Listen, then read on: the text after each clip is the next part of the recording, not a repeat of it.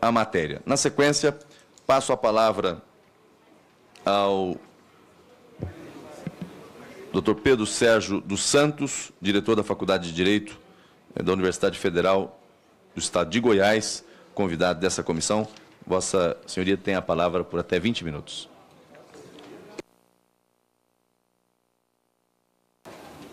Muito boa tarde a todos.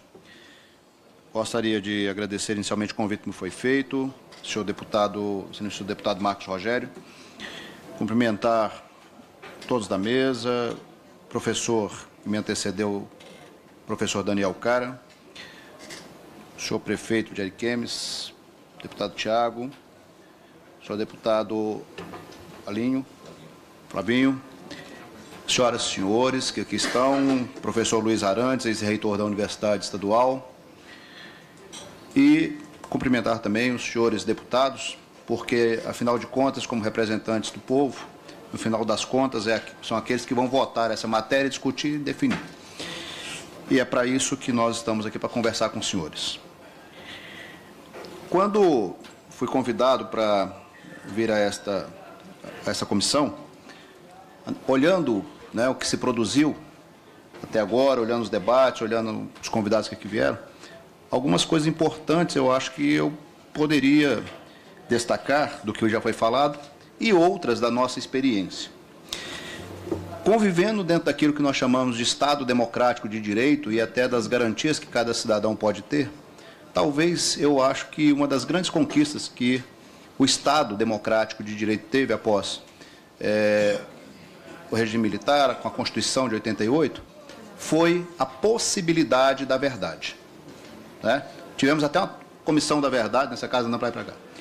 Então, para começar, eu queria dizer o seguinte, que pese concordar com o conteúdo do projeto, e vou dizer por quê, eu poderia até também dizer para o autor do projeto que eu poderia muito bem também colocá-lo de lado e nós poderíamos trocar esse projeto por projeto da escola com partido.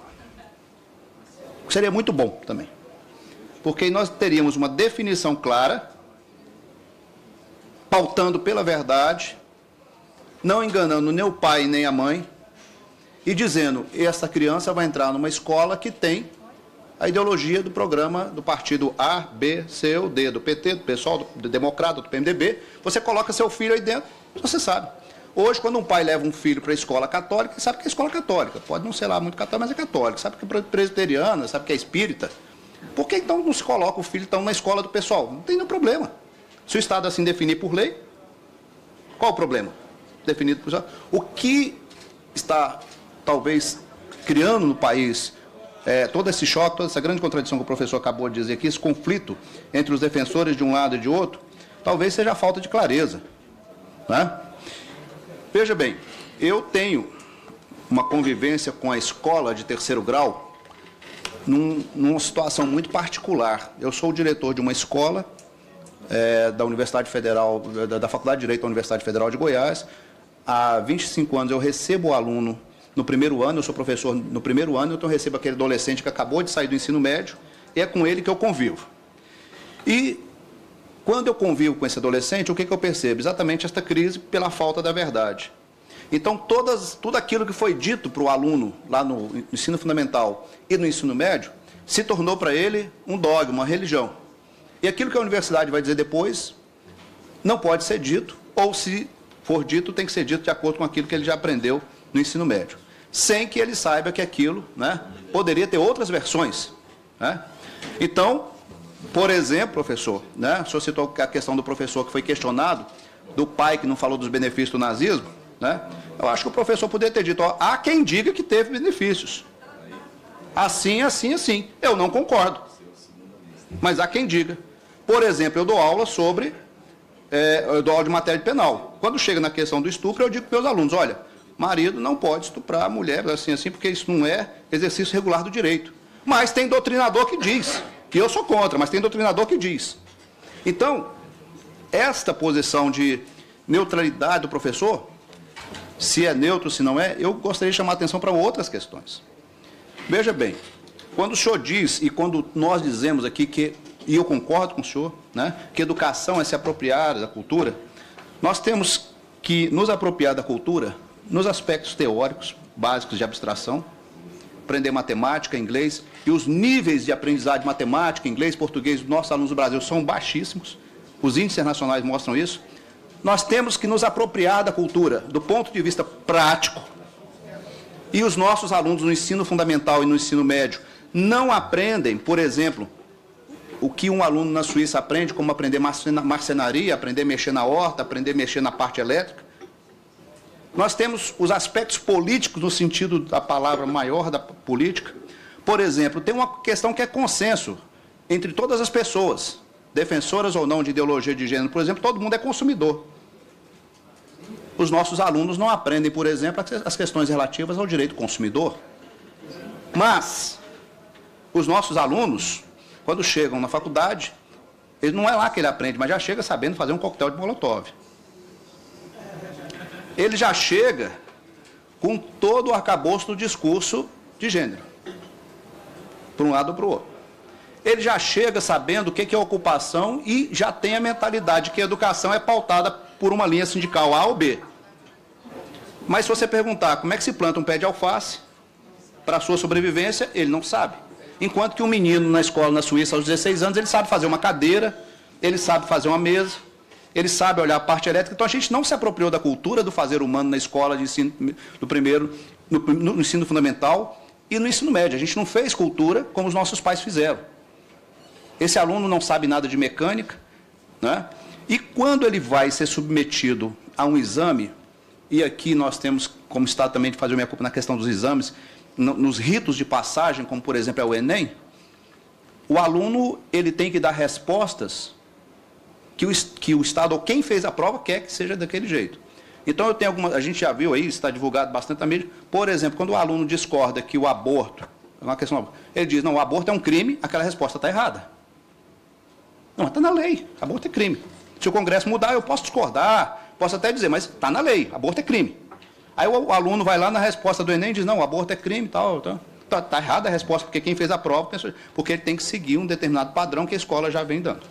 O padrão da não-verdade, essa que eu estava acabando de dizer agora há pouco. Então, é preciso que nós coloquemos a verdade estampada. Ou eu tenho a escola sem partido, como de fato o projeto quer, e o professor vai se ater exclusivamente aos conteúdos específicos que o programa definiu, ou eu vou ter a escola com partido, que eu também acho certo. Bota logo a placa para cada um ali, dá o direito de cada partido ter a sua escola. E o pai não vai ser enganado. Por quê? Porque o pai está sendo enganado e a população está sendo enganada com os recursos que aplica. Eu vou dar um exemplo para os senhores, eu gostaria que ligasse aqui, disponibilizasse o que tem acontecido na minha escola, um exemplo muito particular, né, do que vem acontecendo na minha escola. Durante a questão do impeachment, né, pessoas eram contra, pessoas eram a favor, não tem problema, você pode ir para a rua e manifestar a sua ideia. O que você não pode, então, usando o mesmo argumento do Ministério Público Federal que quer processar algumas pessoas aí, é usar o local público, o dinheiro público, a energia pública para fazer vincular suas ideias.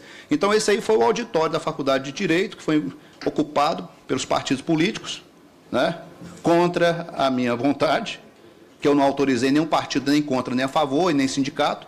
Está lá a ocupação, os senhores estão vendo aí. O que motivou o Ministério Público Federal lá do meu estado a proibir manifestação política em qualquer órgão federal. Após essa manifestação, os militantes partidários quebraram os banheiros da escola, né, e o patrimônio ficou danificado. Logo em seguida, depois disso daqui, né, contrariados com a posição que nós adotamos de não poder fazer nenhuma manifestação, porque a manifestação tem que ser feita na rua. A rua, né, o poeta coloca a praça como local do povo. Aquilo que é res pública como escola, ali tem regras, ali tem uma destinação. Este prédio aqui é destinado para o serviço legislativo, não é para o serviço hospitalar nem para outros fins. É o serviço legislativo. Aquilo é uma escola destinada para os fins educacionais. Então, manifestação. Não satisfeito com isso, então, foram retiradas todas as placas de banheiro, num segundo movimento, na nossa escola, em que não podia mais ter, né, banheiro masculino e feminino. Bom, aí vem um problema. Não tendo banheiro masculino e feminino, porque agora o gênero ficou uma coisa muito relativa, né, veio a questão, né, o prédio tem um juizado, que recebe as pessoas ali na quarta vara do juizado. Entram senhoras, crianças, adultos, etc. e entra uma criança num banheiro daquele que não tem gênero masculino e feminino, encontra uma pessoa lá dentro que também entrou no prédio, né, desavisada, e aquela criança é estuprada lá dentro daquele banheiro. Como é que vão fazer? Talvez pode não ser estuprada também, porque já tem gente que defende que o sexo com criança não tem problema nenhum, né?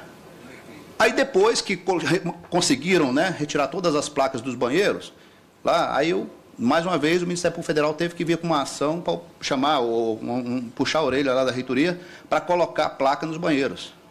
E os senhores estão vendo aí que essa aqui é uma fotografia de matéria de jornal, em que nós tivemos que escrever lá à mão. O senhor está vendo que está escrito à mão, vocês estão vendo aí que está escrito à mão, né? Banheiro feminino, porque tinham arrancado as placas. Este mesmo grupo, né, que vem com a mentalidade da ideologia de gênero, dos partidos que ocupavam a escola e tudo mais, diante da notícia de um falso estupro na universidade, porque depois a Polícia Federal foi lá, a Polícia Civil foi lá e verificou que a notícia do estupro era falso. Então, diante da notícia desse falso estupro, o grupo invadiu a reitoria e ficou durante o segundo, acho que se eu não estou enganado, no final do primeiro semestre do ano passado, a reitoria invadida por muito tempo. 15, 20 dias impedindo o pagamento, o pagamento da folha de funcionários, o pagamento de fornecedores. E o reitor, e eu quero aqui fazer as minhas homenagens ao professor Orlando Amaral, que é um reitor muito paciente, um homem de diálogo, um homem democrático. O reitor não chamou a polícia de imediato para ir lá tirar o grupo, ou entrou com reintegração de posse, não tomou nenhuma medida dessa natureza. O reitor foi negociar. Quando o reitor foi negociar com o grupo, não podia negociar, o grupo não aceitava negociar com o reitor porque o reitor é homem. E todo homem é um estuprador em potencial. Bom, está aqui. Então está lá, o caso do estupro da UFG não é real, conclui a delegada. Vocês estão vendo aqui, mais adiante aqui, né? Então tem toda a matéria sobre estupro que não foi real, e o reitor não podia negociar porque o reitor é homem. Só depois que os diretores fizeram uma reunião, autorizaram que o reitor, então, foi à Justiça Federal e conseguiu uma reintegração de posse, tirando o movimento feminista e de gênero de dentro da reitoria, que protestava contra o estupro que não houve, e que não queria dialogar com o reitor porque o reitor é homem.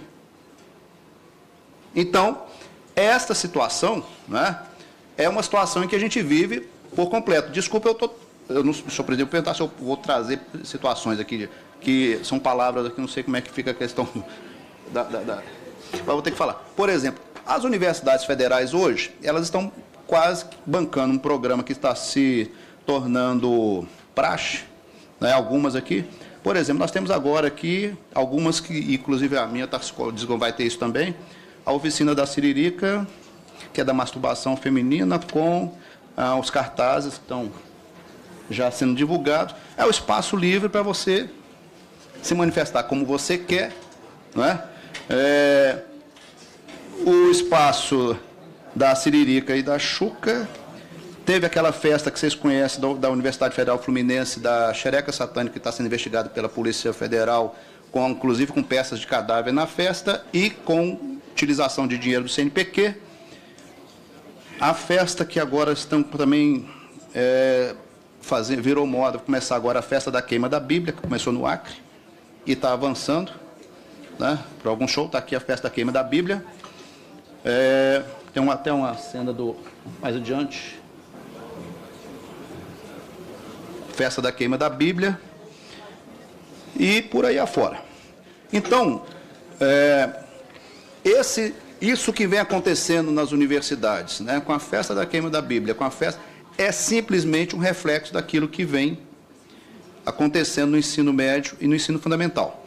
Então, o apropriar-se da cultura, levar as crianças, os adolescentes a conhecer aquilo que a humanidade produziu, eu acho que é algo mais, tem algo mais do que discutir com a criança aquilo que também está no âmbito da família, da igreja e seja lá de quem for.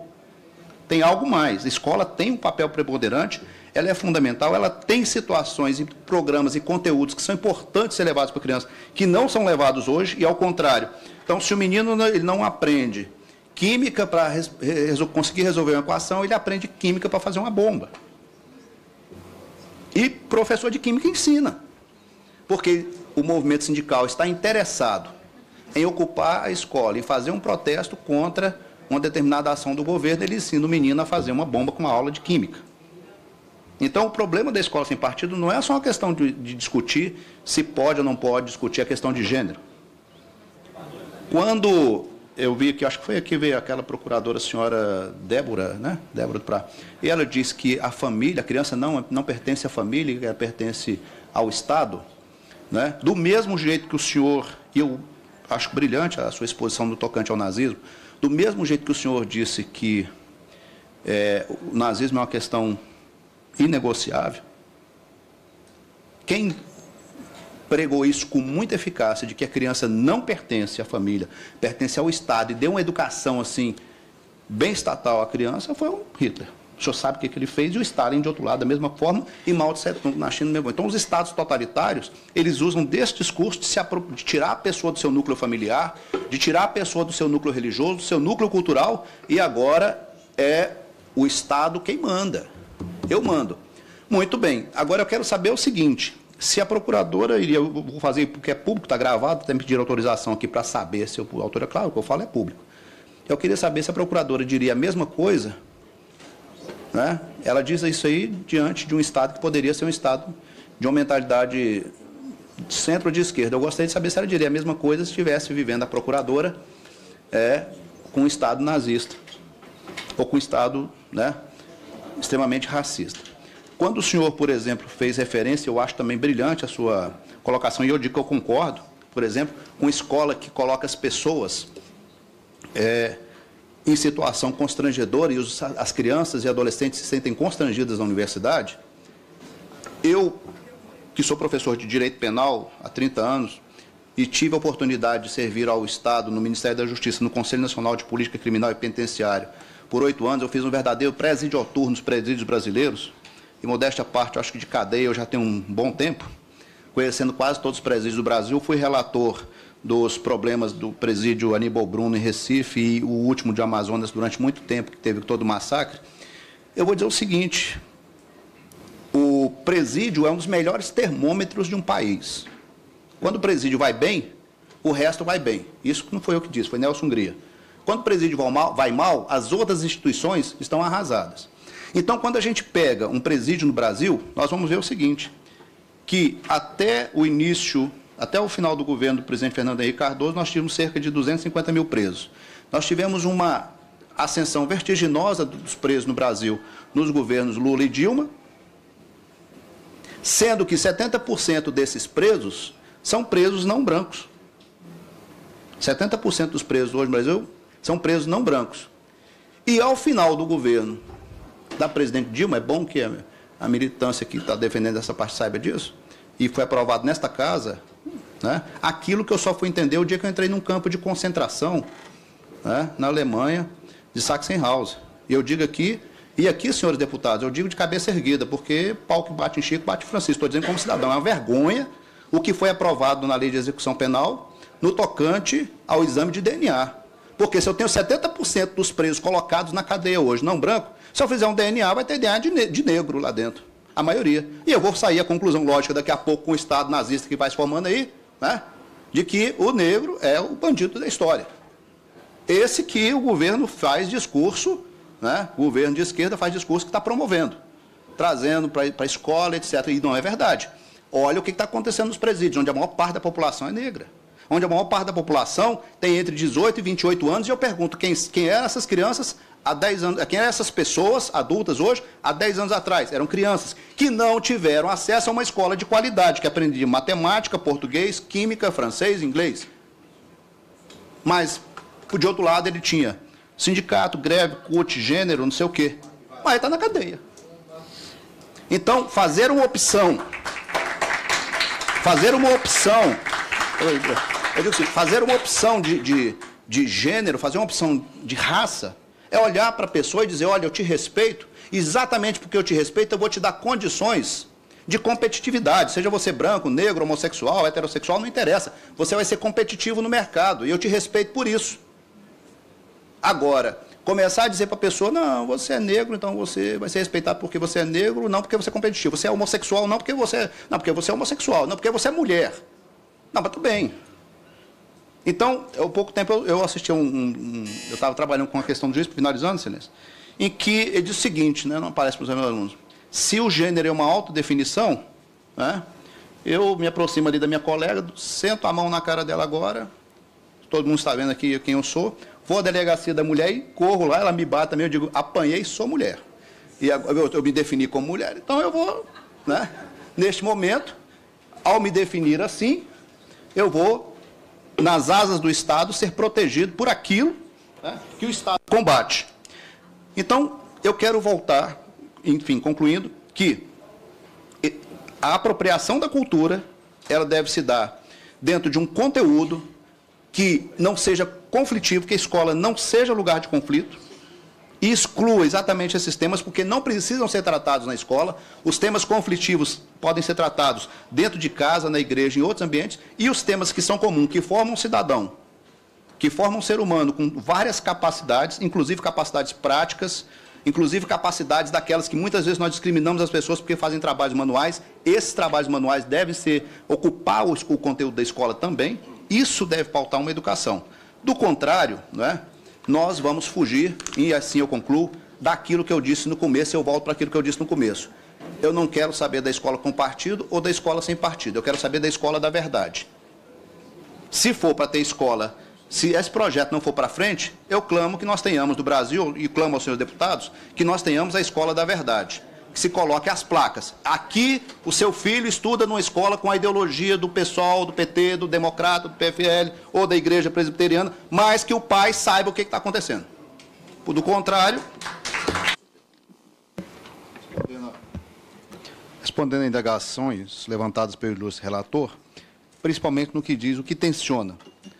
Senhor relator, senhores deputados, a meu ver, o que tensiona a escola, basicamente, para uma criança, para um adolescente, para um adulto que está na escola, seja para quem for, até nas nossas relações pessoais, é quando nós não convivemos com a verdade.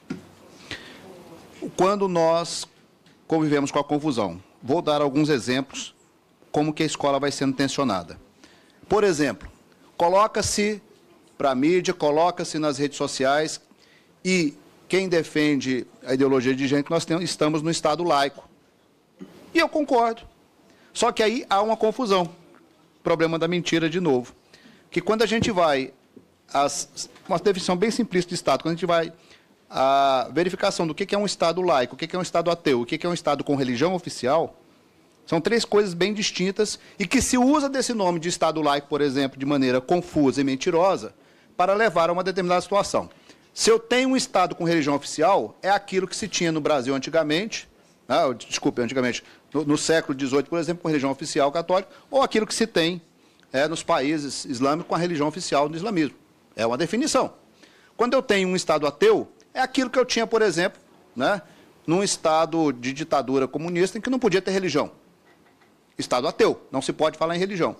E quando eu tenho um Estado laico, eu tenho um Estado democrático, pluralista, e vou usar o nome da moda, da diversidade, em que eu amparo todas as religiões e não desrespeito nenhuma. Inclusive a formação dessas religiões na cultura de um povo, e não desprezo isso daí. Portanto, quando eu vejo a fala de um prefeito que ouve a voz de um povo, que tem os seus valores, inclusive pautados pela religião, eu estou vendo que o que está tensionando a escola é exatamente a confusão que se faz de determinados conceitos e confusão dolosa, proposital. Eu digo mais, quando se faz a manipulação das verdades. Vou dar um documento oficial de manipulação da verdade, da minha escola. Eu gostaria que ligasse aqui,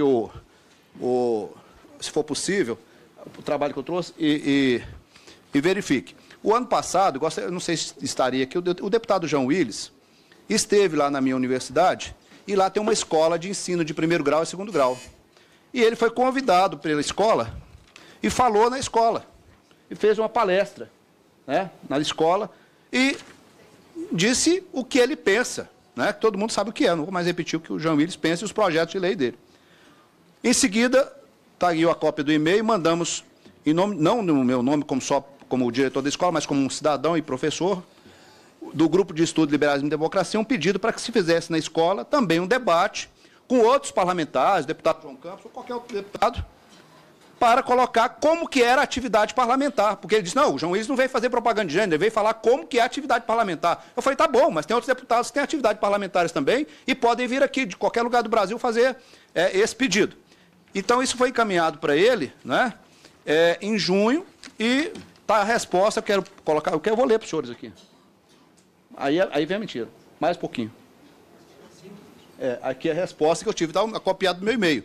Prezado professor Pedro Sérgio, estou encaminhando sua mensagem para a coordenação pedagógica e, como te informei por telefone, levarei sua solicitação ao Conselho Diretor de tarde com a posição favorável da direção do CEPAI de que o evento poderá ser realizado em data a ser definida pela coordenação pedagógica, tendo em vista o nosso calendário escolar, foi aprovado no início do ano letivo, para organizá-lo. Esse e-mail, está aí a data, em 29 de junho de 2016, e os senhores sabem quando que essa presença desse outro deputado será aprovado no CEPAI. Nunca. Está aí. Então, o que tensiona a escola? Não é a presença do deputado João Willis. O que tensiona a escola é se eu posso colocar o deputado João Willis para falar para os pais e para os alunos, como a foto está lá para os senhores verem, eu posso colocar qualquer outro deputado para falar para os pais e para os alunos. Qualquer deputado pode entrar numa escola pública, numa universidade federal, qualquer deputado pode entrar. Então, inclusive o deputado João Willis, mas qualquer deputado. Então, o que tensiona a escola, senhor deputado, é a manipulação, é a falta de verdade. É isso que tensiona a escola.